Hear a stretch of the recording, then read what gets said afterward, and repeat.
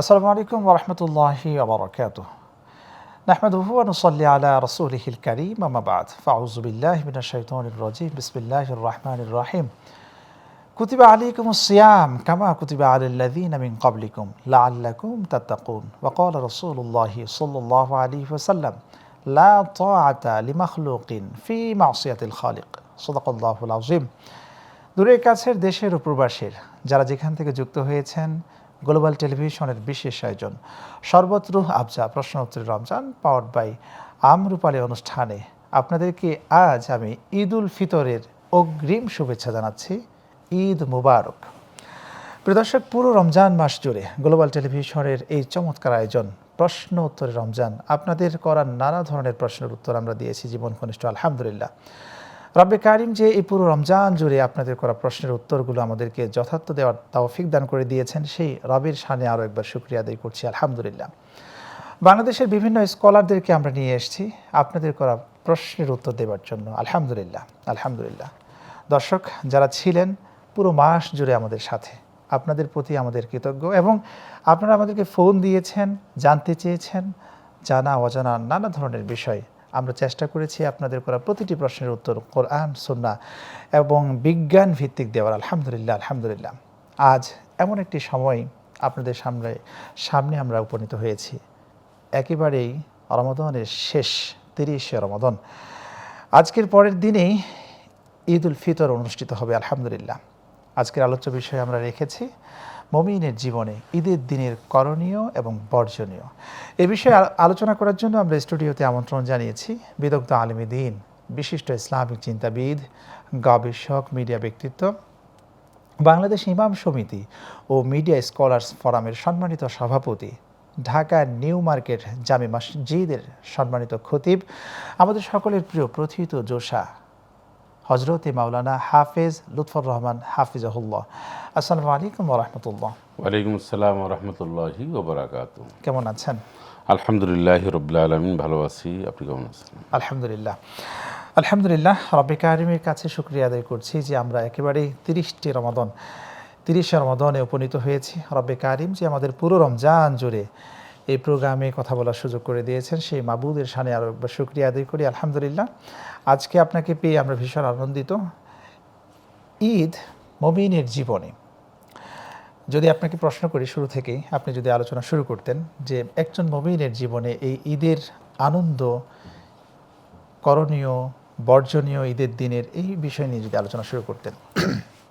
বিসমিল্লাহি ওয়াসসালাতু ওয়াসসালামু আলা রাসূলিল্লাহ, আম্মা বা'দ। ধন্যবাদ। দীর্ঘ একটি মাস সিয়াম সাধনা করার পরে এসছে পবিত্র ঈদ উল ফিতর। আমরা ঈদ ব্যবহার করি, ঈদ মানে আনন্দ, ঈদ মানে উজ্জীবিত, ঈদ মানে উল্লাসিত, এরকম। তবে সেটা হতে হবে ইসলামের আলোকে, ইসলামের গণ্ডির মধ্যে থেকে। ইসলাম আনন্দ, ফুর্তি, তারপরে ঈদ, এগুলো উদযাপনের ব্যাপক দিক নির্দেশনা রয়েছে।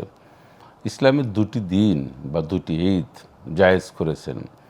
একটি হচ্ছে ঈদ উল ফিতর আর একটি ঈদ উল আজহা।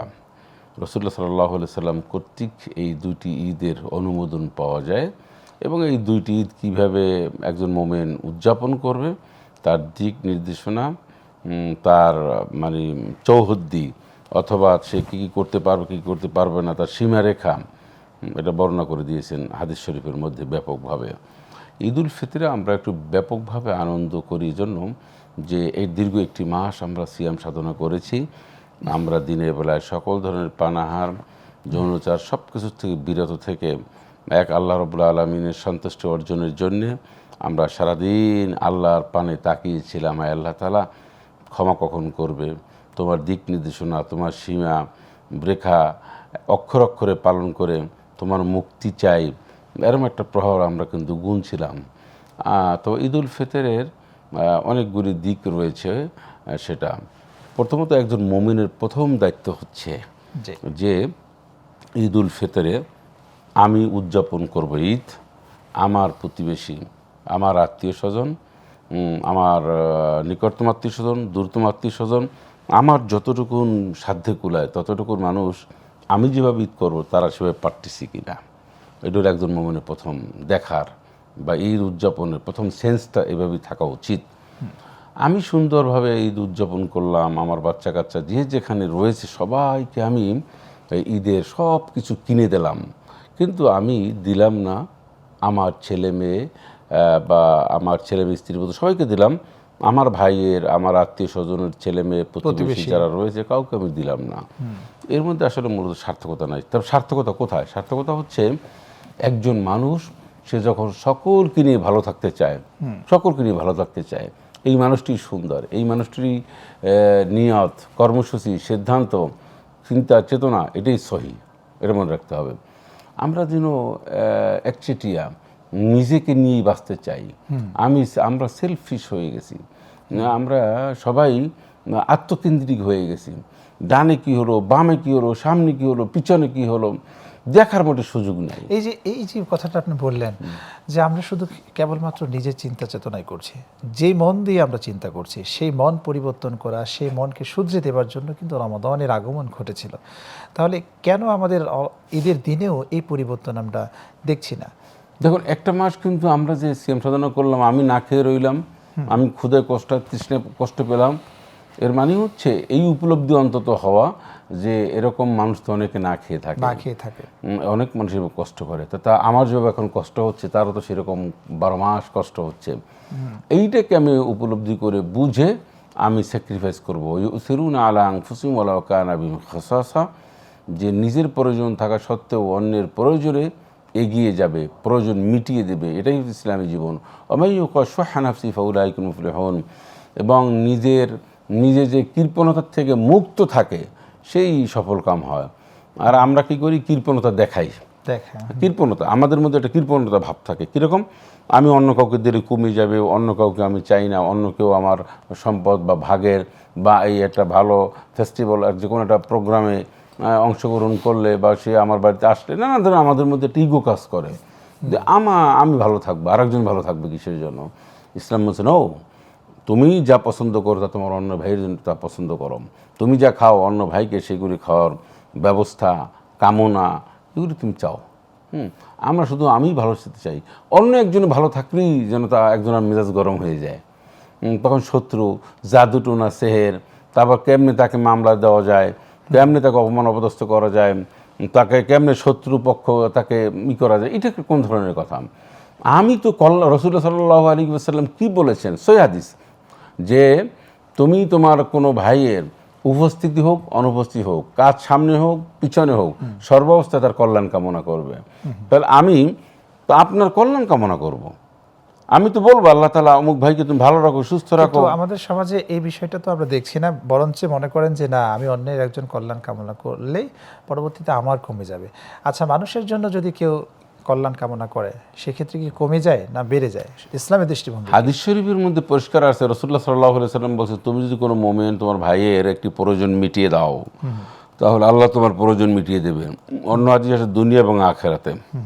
তাহলে আমি আপনার একটা প্রয়োজন মিটিয়ে দেওয়ার জন্য যদি আমি আপ্রাণ চেষ্টা করি বা আপনার যদি একটা উপকার করি, আর কোরআনুল কারীমের মধ্যে আল্লাহ পাক বলছেন যে মাইয়াশফা শাফাআতান হাসানাতান ইয়াকুল লাহু নাসীবুম মিনহা ওয়া মাইয়াশফা শাফাআতান সাইয়্যাতান ইয়াকুল লাহু কিফলুম মিনহা।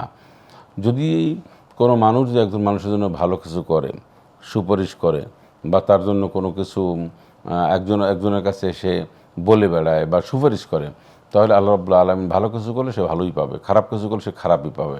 তা আমি এটা একটা সাদগা সিস্টেম, আমি আপনার জন্য তো সুপারিশ করব যে কোনো জায়গায়, সমাজের, অফিস আদালতে, বিভিন্ন জায়গায় আমি ভালো বলবো, আপনার ব্যাপারে কল্যাণ কামনা করো। এইটা না কইরা আমি আপনার পিছনে লেগে আছি। যারা মানুষের পিছনে লেগে থাকে তারা সবসময় পিছনেই থাকে, সামনে কখনো তারা এগোতে পারে না। এই যে রমাদান এসছে, এই রমাদান মাসে রব্বে কারিম আমাদেরকে বলছেন যে লাআল্লাকুম তাত্তাকুন, যাতে তোমরা তাকওয়াবান মানুষ হতে পারো। তো তাকওয়াবান মানুষ বানানোর জন্য কিন্তু এই রমাদানের আগমন। আজ যখন রমাদান শেষ হতে যাচ্ছে, এখন তো ফলাফল ঘোষণার সময়, কে কতটুকুন পারল নিজেকে তৈরি করতে, আপনি যদি বলতেন। দেখুন, ইবাদত বন্দেগী করা সর্বশেষ বা যে কোনো ব্যবসা বাণিজ্য, যে কোনো দিন শেষে আপনি একটা হিসাব করেন, যে আমার কি লাভ হলো, কি লস হলো। সারা বছর আমরা এই ইবাদত বন্দিগি, বিশেষ করে রমজানুল মুবারকে আমরা যে ইবাদত বন্দিগি করি, এইটার দিন শেষে একটা হিসাব থাকা চাই।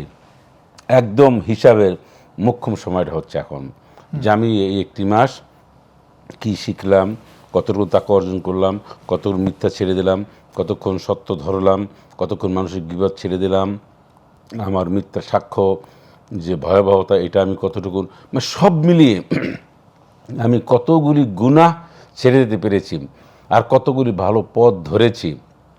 তা'মুরুনা বিল মারুফ ওয়া তানহাউনা আনিল মুনকার, এই কাজটা আমি কতটুকু এগিয়ে নিতে পেরেছি, এইটা এখন দিন শেষে হিসাবের মিলানোর একটি সময়। এই হিসাবটা মিলাতে গিয়ে আমি নিজেই যথেষ্ট, যে আমি কতটুকু ভালো কাজ করেছি, কতটুকু খারাপ কাজ করেছি, সব আমি হিসাব দিতে যথেষ্ট। এ বিষয়ে আরেকটি প্রশ্ন করতে চাই, আপনি তাকওয়া বিষয়ে আলোচনা ছিলেন, যে আমরা রমাদান এসেছি, আমরা রমাদান 5 ওয়াক্ত সালাত থেকে এক ধরনের শিক্ষা আমরা এখানে নিয়েছি।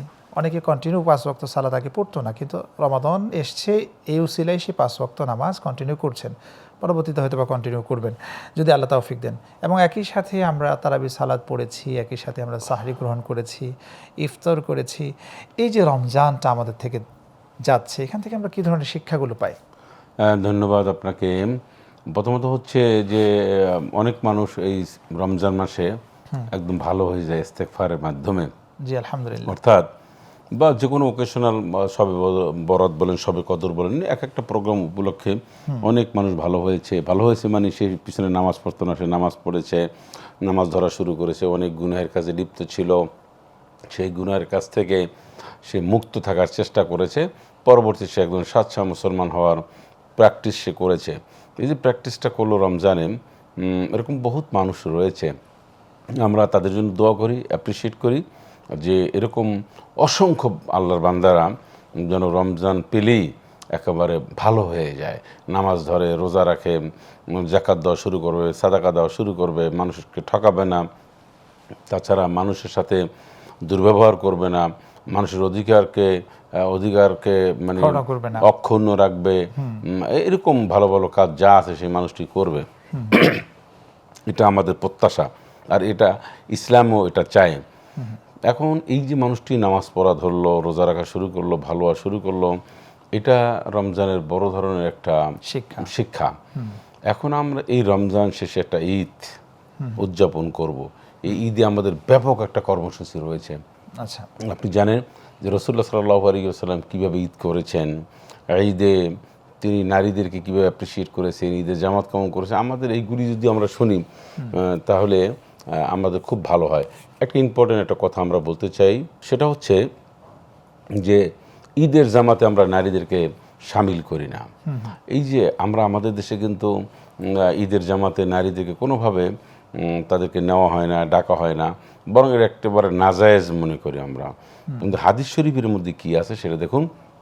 রাসূল আকরাম সাল্লাল্লাহু আলাইহি সাল্লাম তিনি যখন এখন ওই যে মক্কাতুল মুকাররমা মসজিদে গামামা, ওইটা ঈদগাহ ছিল, তো ওইখানে রাসূলুল্লাহ সাল্লাল্লাহু আলাইহি সাল্লাম যখন বা আরও যেখানে ঈদের জামাত তিনি পড়তেন, তিনি কিন্তু নারীদেরকে উৎসাহ দিতেন, বিবিরা যেতেন এবং অনেক নারীদেরকে বলতেন, তোমরা আমার সাথে ঈদগাহে চলো, আমাদের সাথে ঈদগাহে যাবে, আনন্দ তোমরা ভাগাভাগি করে নেবে। তখন রাসূলুল্লাহ সাল্লাল্লাহু আলাইহি সাল্লামের এই আহ্বানের প্রতি উত্তরে অনেক নারী বলেছেন, দুইটা প্রশ্ন নারীরা করেছিলেন, ওজোর পেশ করেছিলেন। একজনে বলেছিলেন যে ইয়া রাসূলুল্লাহ, আমার তো ভালো জামা কাপড় নাই, বা এরকম ভালো বাইরে যাওয়ার মতন কাপড় চোপড় আমার এরকম ব্যবস্থা নেই।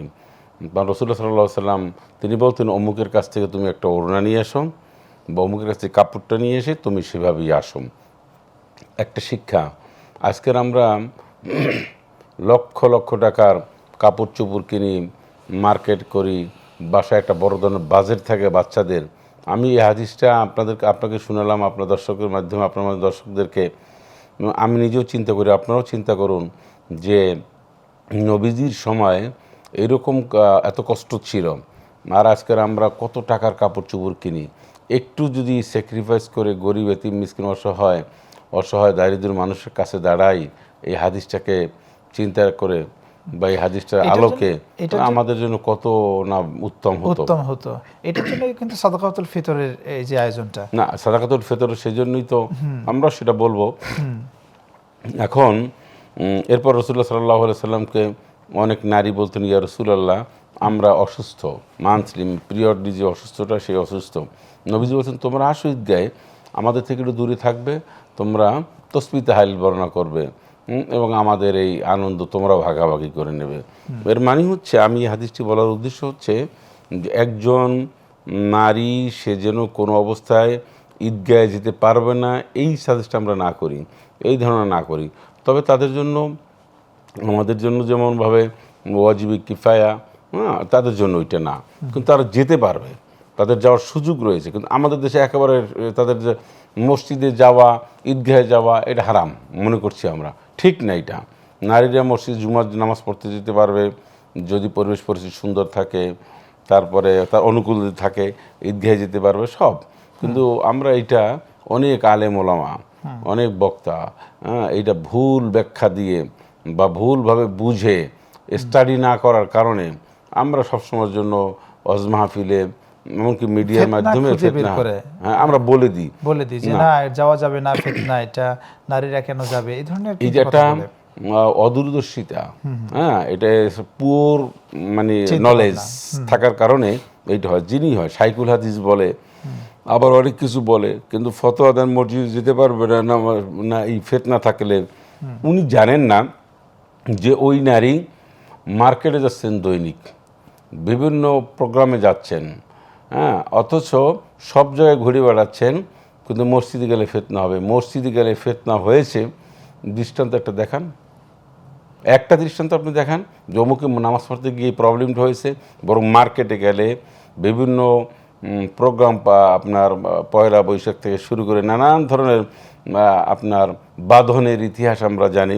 ঢাকা ইউনিভার্সিটি আপনার ওই যে টিএসসির মোড়ে কয়েক বছর আগে, এগুলো কিন্তু আমাদের সবার জানা আছে। এখানে আরেকটি প্রশ্ন করে রাখতে চাই, যেহেতু মার্কেটের কথাটি আপনি এখানে নিয়ে এসেছেন। যেমন আজকে সাদাকাতুল ফিতর, এরপরে হচ্ছে আজকে ঈদের রাতটা অনেক গুরুত্বপূর্ণ একটি রাত, দোয়া কবুলের রাত। শেষ দশকে আমরা দেখছি আমাদের সমাজে এই মার্কেটের হিরিক, কিন্তু আল্লাহ রাসূল সাল্লাল্লাহু আলাইহি ওয়াসাল্লাম রমাদানের পূর্বেই আমাদের এই প্রয়োজনীয় কাজগুলো কিন্তু সেরে ফেলতেন। এইখানে শুধু তিনি অন্বেষণ করতেন সেই সমস্ত লোকদেরকে যাদেরকে সাদাকাতুল ফিতর দিতে হবে তাদের ক্ষেত্রে। কিন্তু আজকে আমরা মার্কেটে গিয়ে আমাদের পছন্দের ড্রেসগুলো অন্বেষণে ব্যস্ত থাকি। এ বিষয়ে যদি আপনি বলতেন। ধন্যবাদ আপনাকে। রাসূলুল্লাহ সাল্লাল্লাহু আলাইহি ওয়াসাল্লাম রমজান যত শেষ হয়ে যেত, যত রমজানের শেষের দিকে আসতেন, ওনার ইবাদত বন্দিগির একটা স্পিড বেড়ে যেত। উনি এমনভাবে স্পিড করতেন এবং পরিবার পরিজনকে নিয়ে খুব তাড়াহুড়ো করতেন, ওঠো, দাঁড়াও, নামাজ পড়ো, কোরআন পড়ো, আল্লাহ তাসবিহ তাহলিল বর্ণনা করো, ইস্তেগফার পাঠ করো। উনি সবসময় এই বক্তব্য নসিহত পেশ করে নির্দেশনা দিতেন। কিন্তু আমরা এই সময় এসে আমরা যাব মসজিদে, এতেকাফে যাব, তারা সালাত পড়ব, কোরআন তেলাওয়াত করব, এই মসজিদমুখী না হয়ে মার্কেটমুখী হচ্ছি। এখন মার্কেটে উপচে পড়া ভিড়, অথবা মসজিদ ফাঁকা। এই যে উল্টা নীতি আমরা করলাম, রমজানের তো মূলত এটা শিক্ষা না। রমজানের শিক্ষা ছিল আমি যে অপরচুনিটি পেয়েছি ভবিষ্যতে নাও পেতে পারি, সর্বশেষ দান বা সর্বশেষ আল্লাহর কাছে বলে আমি মুক্তি, আমার আত্মীয়স্বজন মুক্তি, আমার রিজিক, আমার আত্মীয়স্বজন সুস্থতা, রিজিক সব কিছু আমি আল্লাহর কাছে এটা বরাদ্দ নেব। সর্বশেষ বরাদ্দর জন্য আমি আপ্রাণ চেষ্টা করব, আমি তাড়াহুড়ো করব। ওয়াসারিউ ইলা মাগফিরাতিম মির রাব্বিকুম।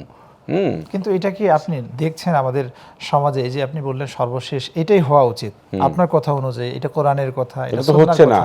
এটা তো হচ্ছে না। যে ব্যবসায়ী সে সর্বশেষ কে কত টাকা দিল সে সেই হিসাব মেলানোর চেষ্টা করছে, আর একজন পরিবারের সদস্য সে মেলানোর চেষ্টা করতেছে আমার কতটুকুন শাড়ি হলো, গহনা হলো, সেইটা মেলানোর চেষ্টা করছে। কিন্তু আমলগুলো কেউ কি মেলানোর চেষ্টা করছি আমরা? না, কেউ তো আমরা চেষ্টা তো করছি না, বরং রাতভর দোকান করছি, আবার সকালে দোকান করি। কেন? ব্যবসায়ীরা যদি মনে করেন যে আমরা একটা নির্দিষ্ট সময়ে আমরা দোকান খুলবো, দোকান বন্ধ করবো, কারণ আমার ইবাদত বন্দি করা দরকার আছে, আমার কর্মচারী ইবাদত বন্দি করার দরকার আছে, আমি আগামী রমজান পাই কিনা আমি জানি না, আমার দোকানে কর্মচারী ম্যানেজার যারা আছে আগামী রমজান পাবে কিনা, সেজন্য একটা নির্দিষ্ট সংক্ষিপ্ত সময় যদি আপনার মার্কেট করে, এরকম নির্দিষ্ট একটু একটু করে সবাই যদি চেষ্টা করে তাহলে হয়। তা না, আমরা রমজান মাস আসলেই একটা ব্যবসার মাস বানিয়ে ফেলি। সেটা দুনিয়ার ব্যবসা। হ্যাঁ, ব্যবসার মাস ঠিক আছে, যদি কেউ আখেরাতের ব্যবসার কথা চিন্তা করে তাহলে ঠিক আছে, কিন্তু আমরা দুনিয়ায় কেমন টাকা কামাবো, কীভাবে সিন্ডিকেটের ব্যবসা করব, এই রমজানেও দেখা যায় অনেক মানুষ টিকিটের দাম বাড়িয়ে নিচ্ছে, রিক্সা বা ভাড়ার দাম বাড়িয়ে নিচ্ছে, একটা খাবার সামগ্রীর দাম অনেক অনেক বাড়িয়ে নিচ্ছে। মানে এই সময়েও একটা মানুষ ছাড়ছে না, মানে সে কীভাবে টাকা পয়সা কামাই করবে, বাম পথে, চোরা পথে, কালো পথে আসলে এটা আমার দেখার বিষয় না। এর মানে হারাম পথ থেকে আসলো তাও রমজানে ধরে। একজন মুমিন এটা কিভাবে সম্ভব? ঈদের দিনের কিছু করণীয় বিষয় রয়েছে। ধন্যবাদ। আমরা এত বড় একটি ঈদ মানে একটা ইবাদতের দিন, কিন্তু আমরা তো ঈদের দিনটাকে শুধুমাত্র মজা, আনন্দ, উল্লাস, তাও আবার নানান ধরনের গান বাজনা, তারপরে ডিজে পার্টি, এগুলি আমরা অনেকেই করে থাকি। হ্যাঁ, এবং মেয়েরা চিন্তা করে এক মাস তো ভালো করে বের হতে পারি না, আজকে নারী পুরুষ চটপটি খাওয়ার নামে নানান জায়গায় ঘুরে বেড়াচ্ছে, মানে একটা বেহা অবস্থা, হ্যাঁ, অশ্লীলতা, বেহাপনার থেকে শুরু করে দেয় তারা। এই যে শয়তান মনে হয় যেন ছাড়া পেরে গেল, অনেকের ঈদ উদযাপন দেখে এটাই তার মনে হয় না, এটা করা যাবে না। এই জন্য অভিভাবকদের একটা দায়িত্বশীল ভূমিকা পালন করতে হবে। সেটা কি, যে আমার কন্যা বা যার যে অবস্থান থেকে, যার স্ত্রী হোক, কন্যা হোক, হ্যাঁ, সে কোথায় যাচ্ছে, কাদের সাথে যাচ্ছে, ঈদের দিন তাই বললে তাকে কি আমি ছেড়ে দিতে পারি, ঘুরতে দিতে পারি একেবারে অবাধে? এটা ঠিক না। তো আমাদের সমাজে এটা দেখতে হবে। রাসূলুল্লাহ সাল্লাল্লাহু আলাইহি ওয়াসাল্লাম ঈদের দিনে তিনি কী করতেন? তিনি গোসল করতেন। ঈদের দিনের সবচেয়ে বড় আমল হচ্ছে ফজরের জামাতটা মসজিদে গিয়ে পড়া। এই মসজিদে গিয়ে উনি সালাত আদায় করবেন, গোসল করবেন, তারপরে ওনার যতটুকু ভালো কাপড় আছে, নূতন কাপড় পরা শর্ত না। এটা আমরা একটা ভুল মেসেজ দিচ্ছি যে নূতন কাপড় পরতে হবে। নো, আপনার যা আছে তার মধ্যে যেটা উত্তম পরিচ্ছন্ন সেটা আপনি পরবেন। সেজন্য আমার একটা পোশাকের বয়স যদি কোনো মানুষের 10 বছর হয়ে থাকে, তার কেনার তৌফিক নেই, আর আপনি নূতনটা চকচকেরটা পরলেন, আর ওনার 10 বছর যেটা ভালো সেটা একই সব। কিন্তু এখানে একটা অশান্তির বিষয় হয় অনেক পরিবারে, যে ঈদের দিনে নতুন কাপড় কিনে দেয়নি বিধায় তার মধ্যে দুজনের স্বামী স্ত্রীর মধ্যে একটা বিশাল অশান্তি সৃষ্টি হয়। এ বিষয়ে একটু ক্লিয়ার করবেন। না, ক্লিয়ারও স্পষ্ট।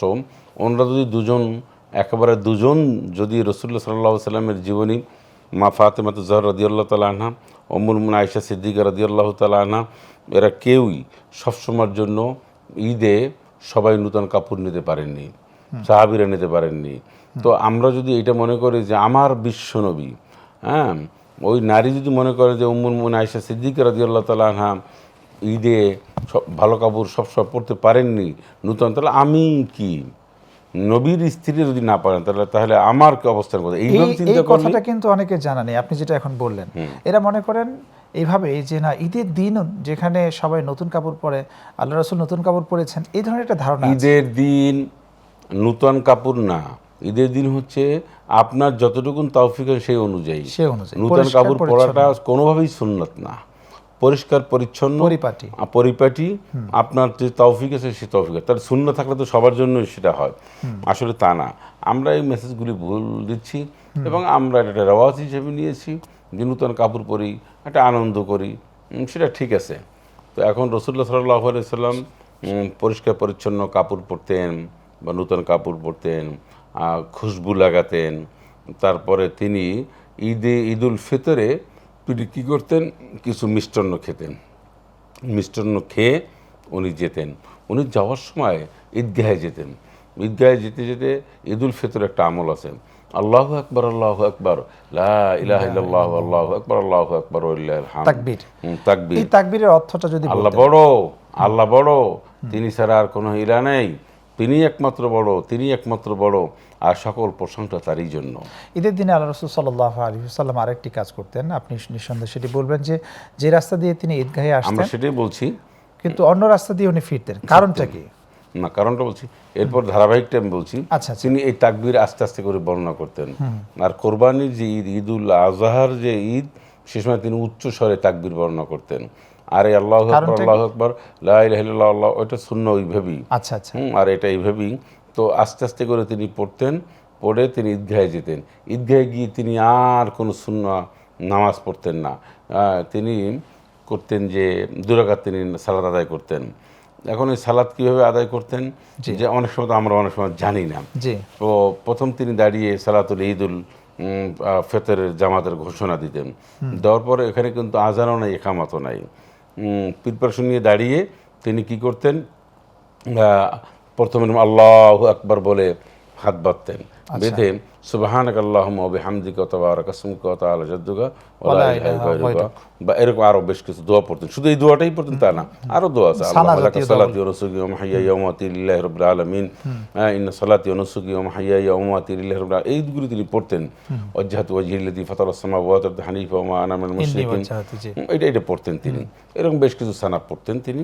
পরে তিনি আবার তিনবার এরকম বলতেন আল্লাহু আকবার, হাত ছেড়ে দিতেন, আল্লাহু আকবার, আল্লাহু আকবার বলে হাত তিনি বাঁধতেন, অতিরিক্ত 3টে তাকবীর দিতেন। এখন এইখানে তাকবীর বেশি কম নিয়ে একটা কথা আছে। আর আমরা হানাফি ফলোয়ার যারা, তারা আমরা এইভাবে সালাতটা আদায় করি। এর বাইরে আরো বেশি তাকবীর দিয়ে 11 তাকবীর বা যে তাকবীরগুলি দিয়ে সালাত আদায় করে সেটাও জায়েজ রয়েছে। তাহলে 6 তাকবীরে আমরা এখানে আদায় করব।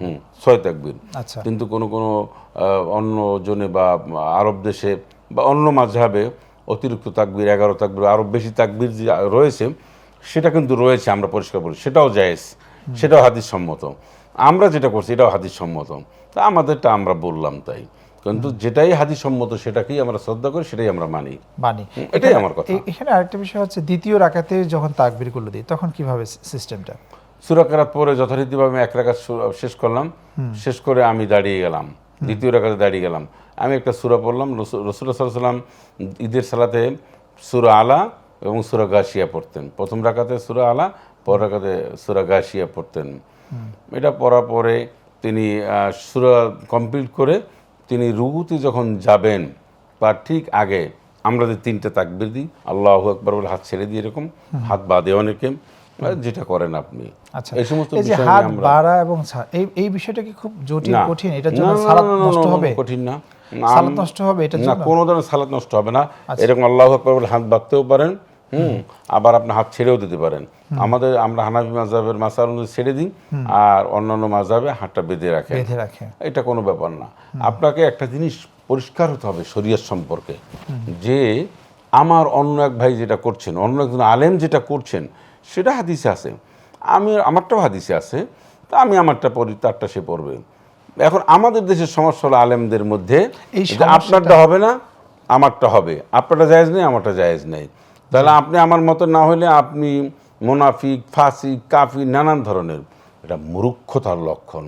উদার মন মানসিকতা না থাকলে ইসলাম পালন করা সম্ভব নয়, ইসলাম প্রতিষ্ঠা করা সম্ভব নয়। দেখতে দেখতে একটি মাস কেটে ফেললাম, অনেক ধরনের প্রশ্নের উত্তর আমরা দর্শকের দিয়েছি। আজকে দর্শকদের উদ্দেশ্যেই মূলত ঈদের দিনটি কিভাবে তারা অতিবাহিত করছেন এই বিষয়ে আপনি অনেক ধরনের কথাবার্তা বলেছেন, এবং সালাত সম্পর্কেও আপনি কথা বলছিলেন। তো আপনার সর্বশেষ যে বিষয়টি আপনার থেকে জানতে চাচ্ছি, যে একটি ফলাফল এখন একটি ঘোষণার সময়, আপনি যদি বলতেন এই ফলাফল পেয়ে কারা বেশি আনন্দিত হবে এবং এই আনন্দ কাদের জন্য? আচ্ছা, তা একটু ধারাবাহিকতা আমরা টেনে নিয়ে আপনার কথা দিতে চাই। তো আমার লাস্টের রাকাতে কিন্তু আমরা রুকুতে যাওয়ার আগে 3টে তাকবীর দিলাম, রুকু করলাম, রুকু করে সিজদা করে আমরা যা নামাজ সম্পন্ন করলাম, এরপরে 2টা খুতবা দেয়। এখন আমরা করি কি, সালাতে আদায় হয়ে গেলে খুতবা 2টা আমরা শুনি না। এটা শোনা কিন্তু এটা একটা ওয়াজিব, বা এটা খুতবা শুনতে হবে, এটা আমরা জানি না।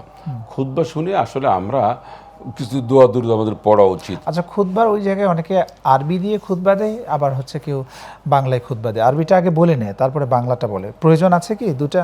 না, আমরা যে সিস্টেমে 2টা, এখন এটা তো আপনাকে বলে বিশ্লেষণ ধর্মী একটা মাসালা বা বিশ্লেষণ ধর্মী, এক একজনের দৃষ্টিভঙ্গি এক এক ধরনের। আচ্ছা, আমরা কোনো দৃষ্টিভঙ্গিতে গেলাম না, ওরা বিশ্লেষণ করবেন, করার জন্য লোকজন রয়েছে, আলাদা ইসলামিক স্কলার রয়েছেন, যে আমরা খুতবা বাংলায় দেব, আরবিতে দেব, কোনটা দিলে সুবিধা হয়, এটা একটা ভিন্ন ইস্যু।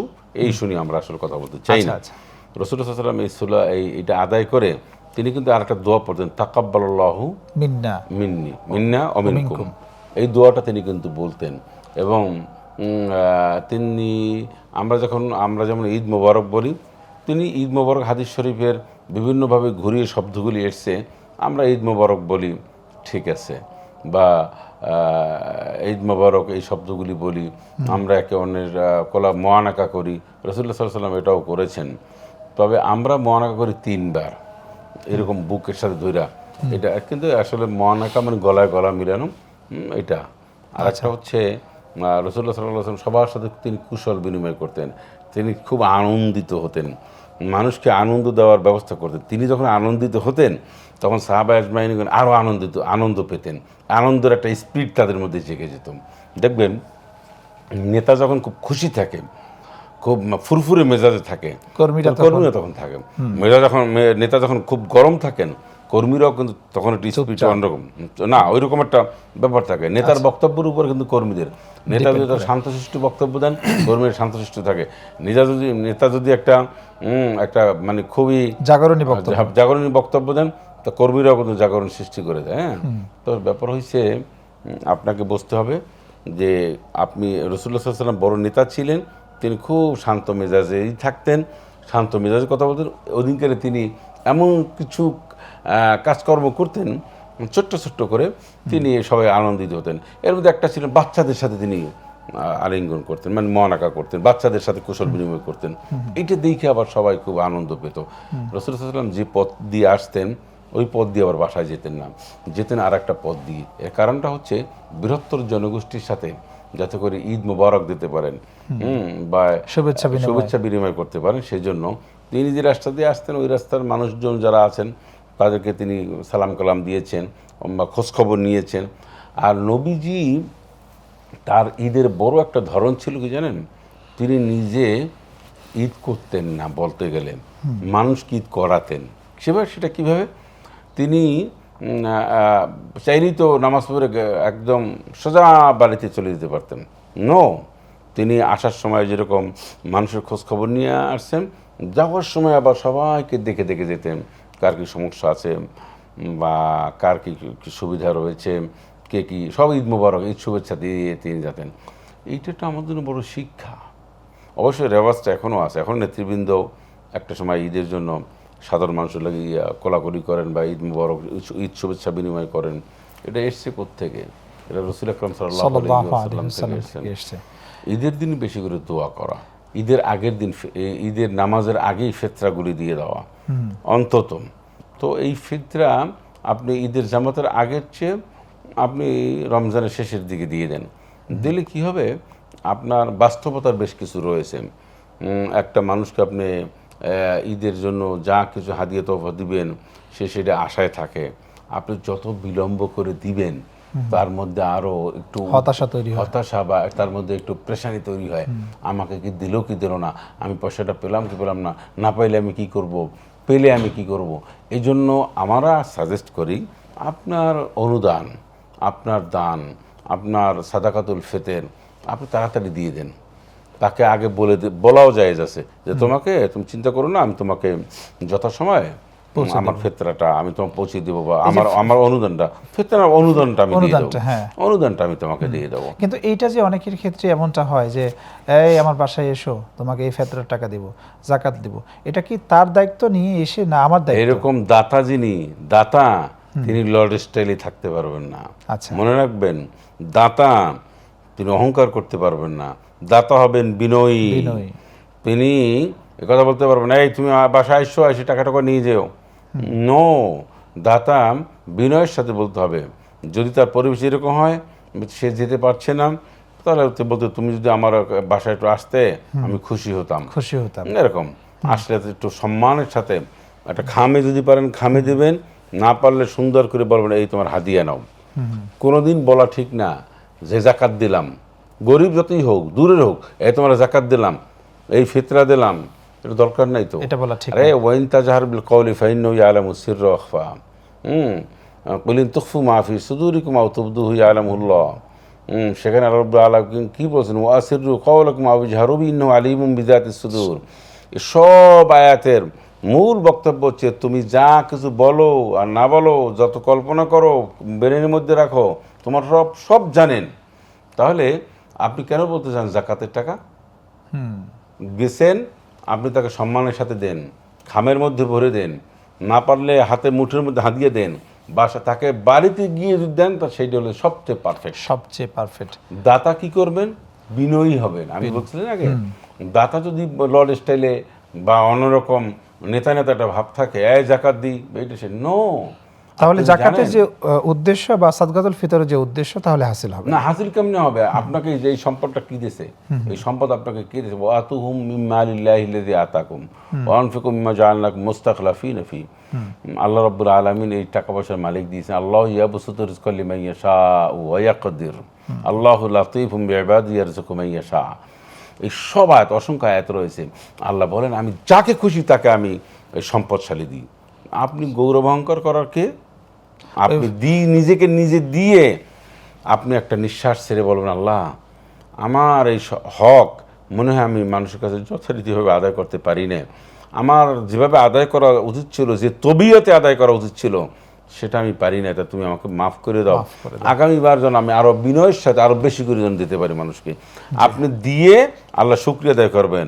আপনি মানুষকে দিয়ে কখনোই এটা বলতে পারবেন না যে আমি তো দিলাম। আপনার সম্পদ আপনার মধ্যে যেটা অন্য পাবে, আপনার ছেলে যেরকম পায়, মেয়ে যেরকম ওইরকম পাবে। আপনি দিয়ে তাকে ধন্য করলেন। অসংখ্য ধন্যবাদ। একেবারে 30 সেকেন্ডে যদি বলতেন, ঈদের দিনে অনেক ভাই বোনেরা আছে ডিজে পার্টির মতো একটা অপসংস্কৃত আয়োজন হারাম, এটা পরিষ্কার করে হারাম। ডিজে পার্টি হোক, নানান ধরনের দেশকে অনেক গান বাজনা, তারপর জুয়া খেলে, তারপর নানান ধরনের, এক মাস পরে যা এটা মুসলমান করবো না। আপনি ওই দিনকেরই আল্লাহ দেখতে চান যে তুমি একটা মাস যে সভ্য শান্ত নিয়ন্ত্রণে ছিলা, আজকে তুমি নিয়ন্ত্রণে কিনে, এটা আল্লাহ দেখছে। এই জন্য ওই দিনকে আরো বেশি নিয়ন্ত্রণে থাকতে হবে। জি শুকরান, অসংখ্য ধন্যবাদ আপনাকে। পুরো রমজান মাস জুড়ে বিভিন্ন টেলিভিশনে আপনি কথা বলেছেন, আমাদেরকে গ্লোবাল টেলিভিশনে এসে নিয়মিত আপনি সময় দিয়েছেন। দর্শকদের উদ্দেশ্যে যদি আপনি 10 সেকেন্ডে বলতেন। দর্শকদেরকে আমরা ঈদ মোবারক জানাচ্ছি, সকলকে ঈদ মোবারক। আর গ্লোবাল টিভিকে ধন্যবাদ, যারা এই প্রোগ্রামের সাথে জড়িত স্পন্সর কোম্পানি, সকলকে আন্তরিক মোবারকবাদ জানাচ্ছি। আপনাকে অসংখ্য ধন্যবাদ এবং ঈদের অগ্রিম শুভেচ্ছা। ঈদ মোবারক। প্রিয় দর্শক, আপনাদেরকেও ঈদের অগ্রিম শুভেচ্ছা জানাচ্ছি। ঈদ উল ফিতরের ঈদ মোবারক। পুরো রমজান মাস জুড়ে আপনাদের করা নানা ধরনের প্রশ্নের জীবন ঘনিষ্ঠ উত্তর আমরা দিয়েছি। রব্বে কারিম আমাদের এই পুরো দাওয়াতি কাজকে তার সন্তুষ্টির জন্য কবুল করে নিলেই আমাদের এই সার্থকতা। আমরা চেষ্টা করেছি আপনাদের করা প্রতিটি প্রশ্নের উত্তর যথার্থ দেবার, কোরআন, সুন্নাহ এবং বিজ্ঞান ভিত্তিক। আমাদের এখানে দেশবরেণ্য স্কলারদের মাধ্যমে আলহামদুলিল্লাহ। প্রিয় দর্শক, আবারও আপনাদেরকে ধন্যবাদ জানাচ্ছি গ্লোবাল টেলিভিশনের এই চমৎকার আয়োজনে সারা মাস জুড়ে আমাদের সাথে যুক্ত থাকার জন্য, এবং যারা প্রশ্ন করেছেন আপনাদের সকলকে। আপনারা ছিলেন গ্লোবাল টেলিভিশনের বিশেষ আয়োজন সর্বত্র আবজা প্রশ্ন উত্তর রমজান, পাওয়ার্ড বাই আম্রপালি অনুষ্ঠানে। রব্বে কারিম যদি আমাদের আরও নাসিবে লিখেন, সামনে রমজানে ইনশাল্লাহ আপনাদের সাথে একই সময়ে টেলিভিশনে, গ্লোবাল টেলিভিশনে দেখা হবে সেই প্রত্যাশায় আজ এই পর্যন্ত। রব্বে কারিম আমাদের ভালো রাখুন, সুস্থ রাখুন নিরাপদে। আল্লাহ হাফেজ। আসসালামু আলাইকুম ওয়া রাহমাতুল্লাহি তাআলা ওয়া বারাকাতুহু।